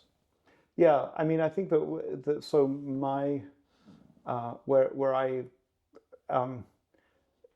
you want to get the human where they're vulnerable. So the brand that you put inside your mouth, like chewing gum, or the brand that you apply to your face, or the brand that you put onto the fizzy water that you drink, those are all going to be you're going to likely have pricing power there. Whereas to your example, a clothing brand or a furniture brand is just like that's a logo. But so what category does Harley Davidson fall into? Well, it's definitely identity creation, I think. That's why I chose the example, because I thought that it was a great example to kind of just find a picture that would articulate this. So I have two pictures. I have one of Harley Davidson and one of the painkillers, the American. I don't know. Yeah, exactly. Yeah. So just to people get it like visually, like these are the two. These are two very well-known examples of either identity creation or risk awareness. So Harley Davidson has created a very powerful identity. They tattoo it into their arms. Harley HOGs, Harley owners groups. I've been on rides with Harley Davidson owners, and that it's not clear to me whether that is transferring to a new generation of motorcycle owners, or if it was something that was just culturally associated with a certain group of people. And I think a lot about it because a similar kind of product, Ferrari, is also an identity. Ferrari fans are called tifosi, apparently. Not that I'm one, but maybe I am because I own shares of the company. But you might worry about what happens with network effects. I worry about what happens with brands. I don't know if so. Jochen Zeitz, who was the CEO of Puma, took another position as the CEO of Harley Davidson in a bid to revitalize that brand for a new generation. And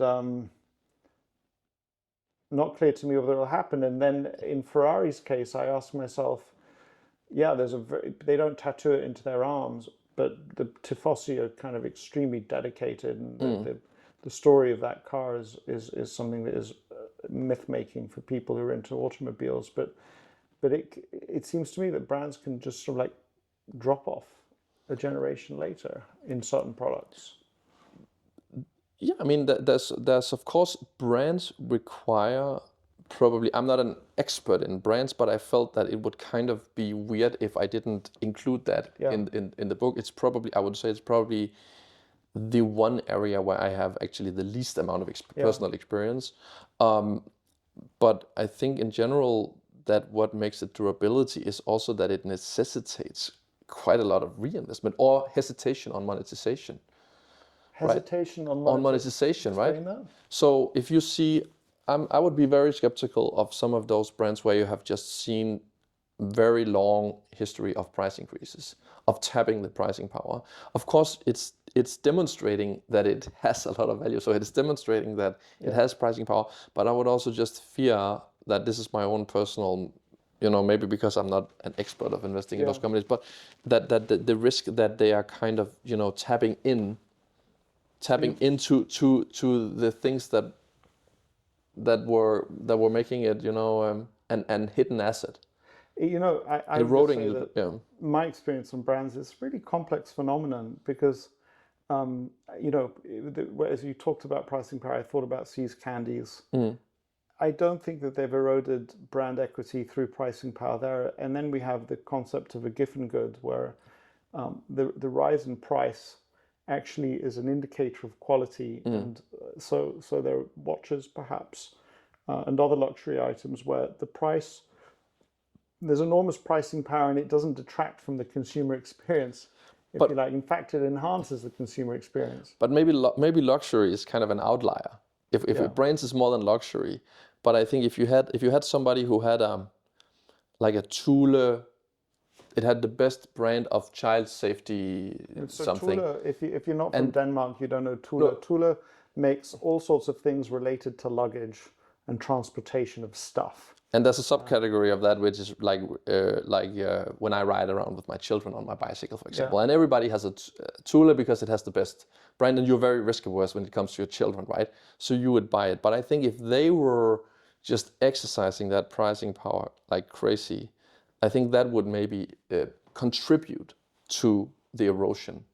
That would be one example. Or if they didn't sort of reinvest in all the time having actually the best product, so they could maintain that perception. Yeah. And so let's just move on to luxury brands for a second. You bring up Hermes here, and tell us about your experiences around Hermes. Does your wife own a Hermes bag? No, not at all. No, I think that actually I would probably.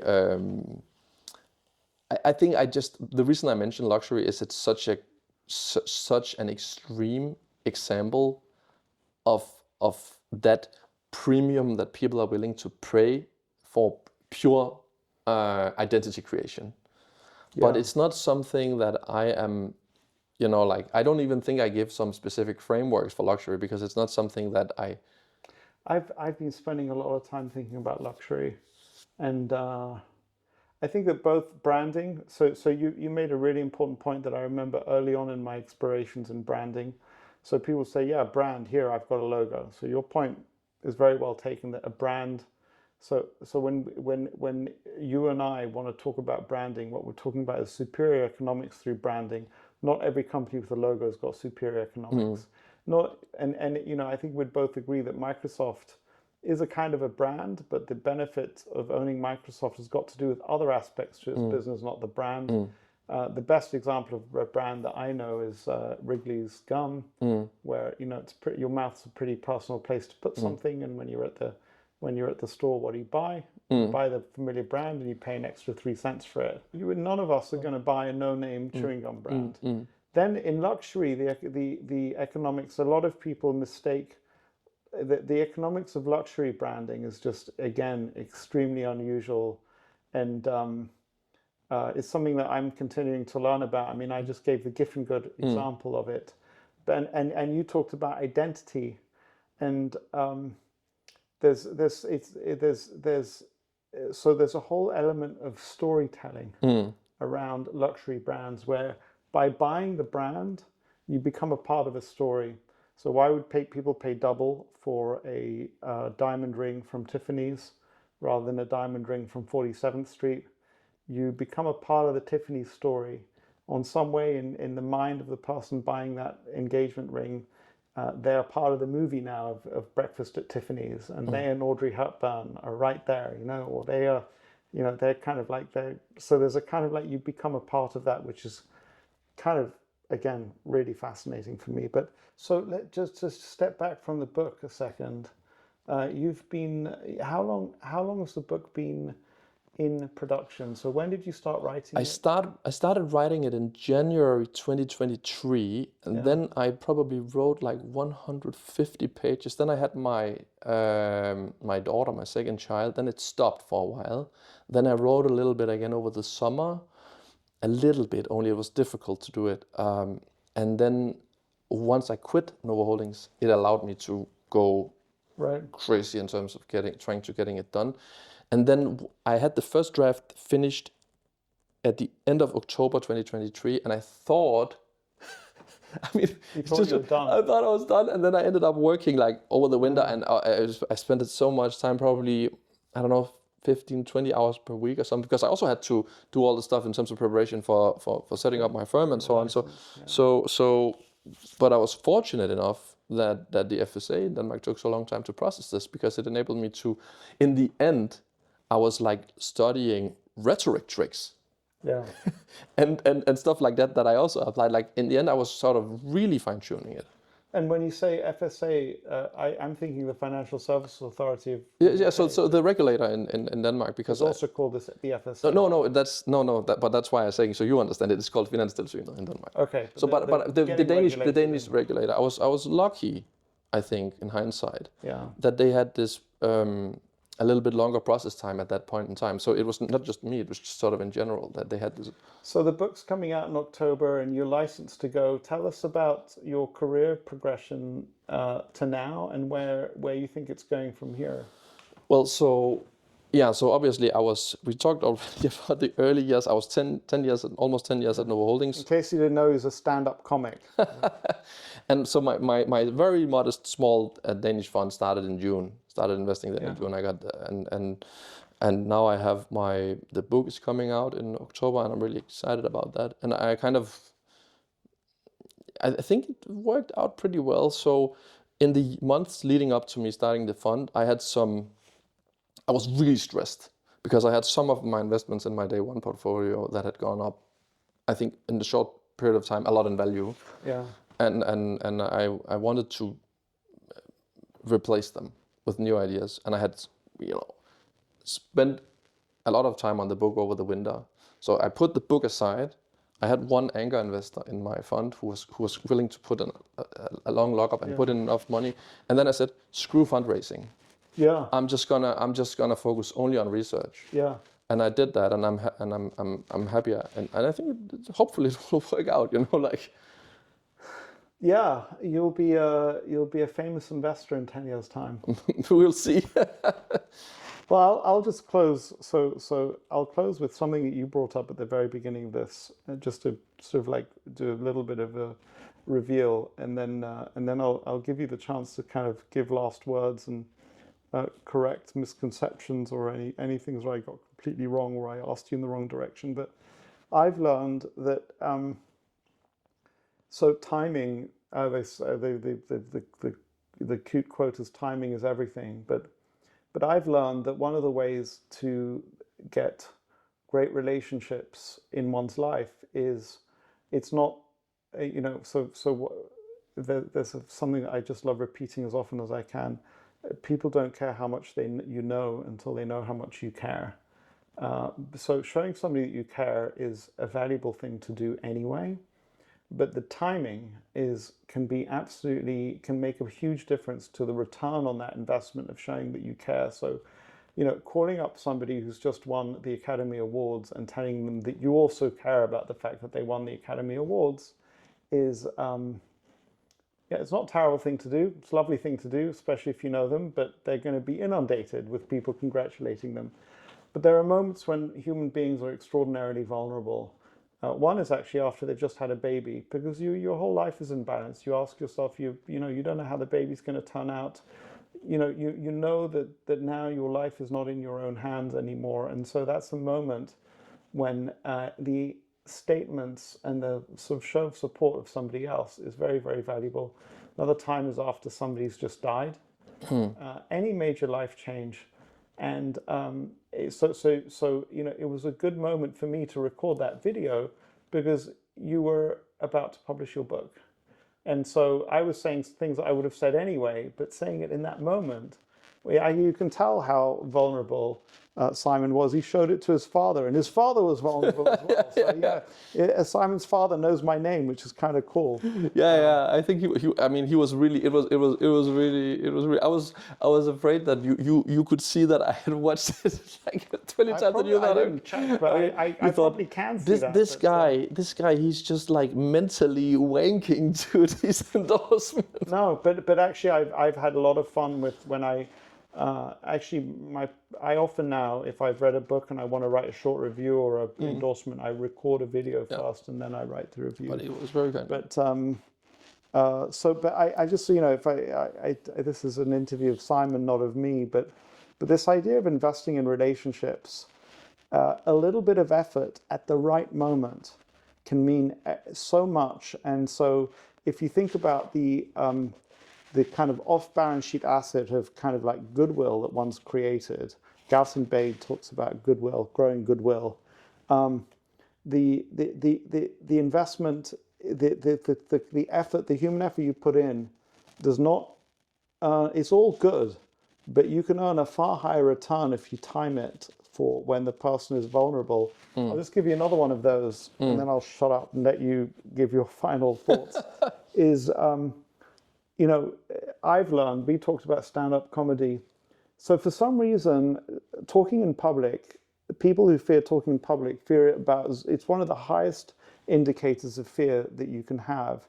And I think that it comes from our wiring as humans that talking in front of a hunter-gatherer group might have gotten you killed. So you made yourself very vulnerable when you expose yourself to the group. So people who don't have experience talking in public, they have to overcome that fear. And it's a kind of irrational fear in our modern societies. But right after we've spoken is when we feel very vulnerable, anyone. So I've learned, somebody gives a talk, you're at a conference, a text message, an email, a handwritten note, if you happen to be close to them verbally, that was a great talk. That makes them, it's like there's a period of time after the talk where they feel extraordinarily vulnerable, and that's another moment to kind of step in and say, you're okay, And I suspect that some of the stand-up comics that you were performing in front of would have understood that very well, because they've bombed. Yeah, and so if you bombed in front of them, they would have been extraordinarily supportive. Whereas some friend might have just said, well, you bombed, why the hell did you drag me along? Something like that. But it's been such a pleasure to have you to come here. Simon, I'm sure you have other things to do in Zurich, but I appreciate that you came in person. And last words from you. Yeah, well, I mean, I'm just really grateful for for you having me and helping with spreading the word of the book, and I'm very happy to know you. And thank you so much for helping me out on my family front as well, and all the nervousness. Yeah, well, your father's should use your father. I've forgotten your father's name. Owe. Or ought to be proud of you. And again, for me, it's in a way, I kind of hate admitting it, it's long-term greedy. I want as many friends as you're Danish. It'll never happen with you, but because Danes all live kind of very nice middle-class lives. Even the richest Danes, you've never heard of them because they all do the same thing and they go to the same beach place every year and stay in a small hut. The Danes are not extravagant people, but I've joked that I don't want to ever own a big fancy yacht, but I wouldn't mind if my friends do. And this is just a long-term investment for me. It's an enormous amount of fun. I feel privileged that I get to talk to you before your book is published, because once your book is published, you'll be famous, and then everybody will want to talk to you. So then he'll have won the equivalent of the Academy Awards, but it will be a very successful book, I have no doubt. So.